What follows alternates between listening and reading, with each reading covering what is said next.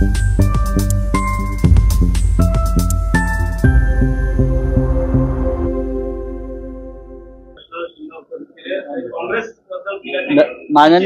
प्रधानमंत्री नरेंद्र मोदी हे संविधानावरती आलेलं प्रश्नचिन्ह आहे। गेल्या 10 वर्षापासून या देशामध्ये कोणतेही कृत्य आणि कोणतेही कार्य हे संविधानाच्या संदर्भात किंवा संविधानाला धरून चाललेलं नाही। या देशातली न्यायालय, या देशातला निवडणूक आयोग, या देशातली संसद यांना संविधानाने दिलेले हक्क आणि अधिकार मोदींच्या राज्यामध्ये उद्ध्वस्त झालेले आहेत। न्याय व्यवस्था दबावाखाली आहे। निवडणूक आयोग, ज्याने या देशामध्ये स्वतंत्रपणे निवडणुका घ्यायच्या असतात निष्पक्षपणे, तो निवडणूक आयोग हा राज्यकर्त्यांच्या दबावाखाली काम करतो। हे संविधानाला धरून नाही। नरेंद्र मोदी आणि त्यांच्या लोकांनी संविधानावर बोलू नये, तो संविधानाचा अपमान ठरेल।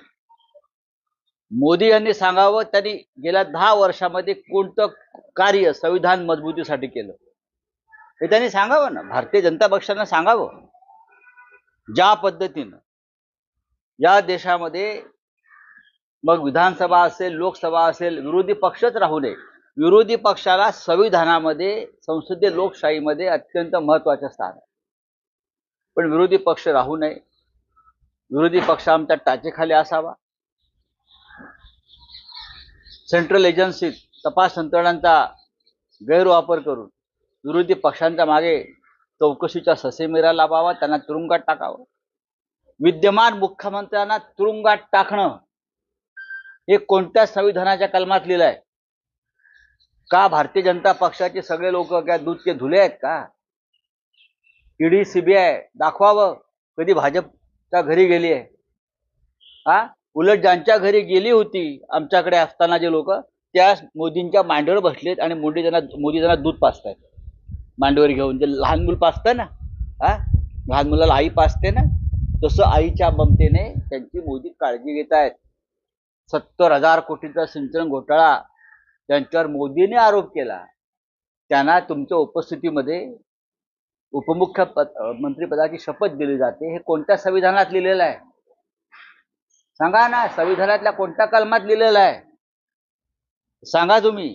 ज्या पद्धतीनं या राज्याचं सरकार आमदार फोडले 10व्या शेड्यूलनुसार सगळे अपात्र ठरायला पाहिजेत, नरेंद्र मोदींच्या दबावाखाली सर्वोच्च न्यायालयानं चंद्रचूड यांनी निर्णय दिला नाही। एका संविधानामध्ये बसतंय का? चंद्रचूड यांच्यावरती खरं म्हणजे खटला दाखल केला पाहिजे। ज्या पद्धतीने हे राज्य मोदी चालवतात ते संविधानाच्या विरोधामध्ये आहेत।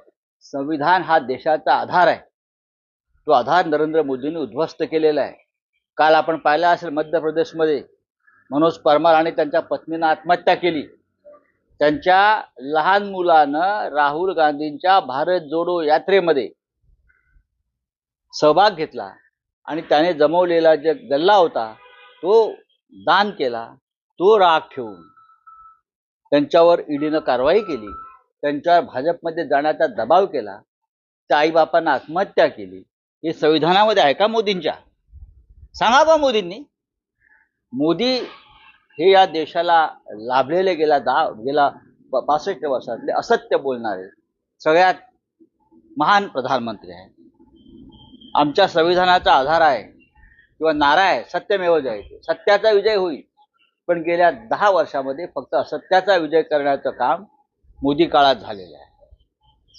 हा मोदींचा नवीन संविधान करता कोणी असेल तर तो गौतम अडाणी। त्यांना गौतम अडाणीला जे विरोध करतात ते संविधान विरोधी आहेत हे मोदींना सांगायचं आहे। मग उपकार केले का? उपकार केले का? 370 कलम हटवून काय देव लावले काश्मीरमध्ये? आजही काश्मीरमध्ये जवानांच्या हत्या होत आहेत। आजही काश्मीरमधला तरुण बेरोजगार आहे, नवीन उद्योग आला नाही। आजही तिथे सैन्याच्या ताकदीवरच राज्य सुरू आहे। 370 कलम हटवलं सांगताय कोणाला? ठीक आहे हटवलं, पुढे काय? मणिपूरला जाऊन दाखवा, काश्मीरचा विषय संपलाय। तेच कसलं भजन करताय? हिम्मत असेल तर काश्मीरला जाऊन दाखवा आणि गौतम अडाणीला सांगा की मणिपूरमध्ये एखादी प्रॉपर्टी घ्या सरकारची आणि तिथे उद्योग काढा. आहे गौतम अडाणीची हिंमत? आणि आणली त्यावेळेस अनेकांना जेलमध्ये टाकण्यात आलं होतं की घोषित आणीबाणी. मात्र आता जे अघोषित प्रमाणे आत टाकलं जातं का ईडी मार्फत? बघा, आणीबाणी ही उघडपणे आणली.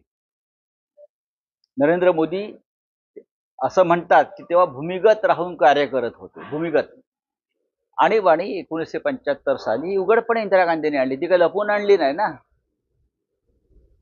तेव्हा अनेकांना तुरुंगात जावं लागलं. प्रियंका गांधींनी सांगितलं ना, तुम्ही धडा घ्या मग आणीबाणीपासून. नागरिकांचे हक्क, न्याय खतम केल्यावरती जनता उद्रेक करते, तुम्ही त्याच्यापासून धडा घ्या. आणि इंदिरा गांधींनी त्यानंतर निवडणुका घेण्याची तीही बॅलेट पेपरवर हिंमत दाखवली, पराभव पत्करला, पण लोकशाहीचं रक्षण केलं. मोदी करणार आहे? अख्खा देश ओरडतो आहे की बॅलेट पेपरवरती निवडणुका घ्या. मोदींची हिंमत आहे?